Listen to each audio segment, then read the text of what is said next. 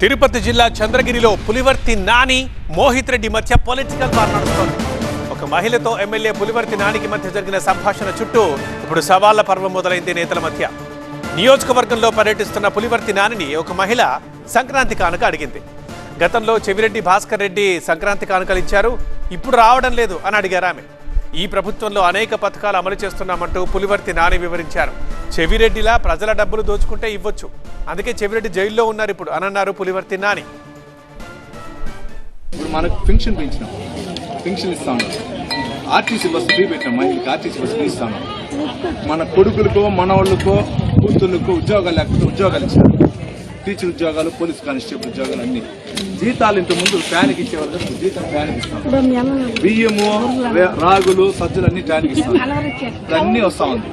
ఇది కావాలన్నా లేదా నీ సొత్తు రాసుకొనేసి, నీకు నీ సొత్తు దౌర్జన్యం ఏదైనా ఖాళీ జాగా ఉంటే రాసుకొనేసి, నీకు సంక్రాంతికి వస్తే స్వీట్ ప్యాకెట్, దీపావళికి అయితే ఇల్లు నేను చెప్పేది తినాలి, నేను చెప్పేది తినాలి.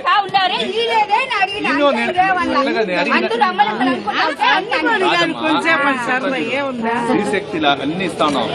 నీ సొత్తు రాసుకొనేసి నేను బెదిరించి డబ్బులు తీసుకొని జైల్లో పోయి ఉండేది నన్ను మేలమంటావా? నాతో పాటు మీరు వచ్చింది ఈ విధంగా చూడు. ఇప్పుడు మనకు పెన్షన్ అవి పులివర్తి నాని చెప్పిన మాటలు. సో ఈ కామెంట్స్ కి చెవిరెడ్డి మోహిత్ రెడ్డి కౌంటర్ ఇచ్చారు. అవినీతి ఆరోపణలపై కాణిపాకంలో ప్రమాణానికి సిద్ధమా అని సవాల్ విసిరారు. నిజాయితీగా వ్యాపారం చేసి 90% సొమ్ముని ప్రజలకు ఇచ్చామన్నారు. పులివర్తి నాని మాత్రం అవినీతిలో తిమింగలంలా మారని ఆరోపించారు.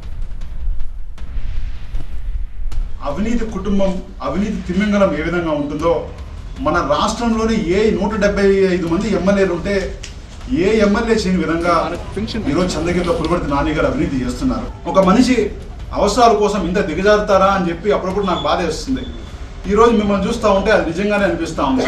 మళ్ళీ ఒక్కసారి విజ్ఞప్తి చేస్తున్నాను, మీరు నేను నిజాయితీ పరులనే మాట చెప్తే ప్రజలు నవ్వుకుంటున్నారు. మీరు నిజంగా ఛాలెంజ్ చేస్తారంటే కాణిపాకంకి పోదాం, నేను కాణిపాకంకి వస్తాను, నేను కూడా వస్తాను. మా ఇంటికి ₹1 అయినా అవినీతి డబ్బు మా ఇంటికి వచ్చిందని మీరు నిరూపించినా, లేదంటే మా మనసాక్షికి మేము ఎమ్ముకున్నా నేను కాణిపాకంకి వచ్చి ప్రమాణం చేయడానికి సిద్ధంగా ఉన్నా. మీరు ఇదే ప్రమాణం మీరు చేయగలుగుతారా? ₹1 మీరు అవినీతి డబ్బు మీ ఇంటికి రాలేదని చెప్పి మీరు ప్రమాణం చేయగలుగుతారా? మా సొంత డబ్బు 90% ఆస్తి మేము అమ్మి ఆ రోజు ప్రజలకు ఖర్చు పెట్టాం.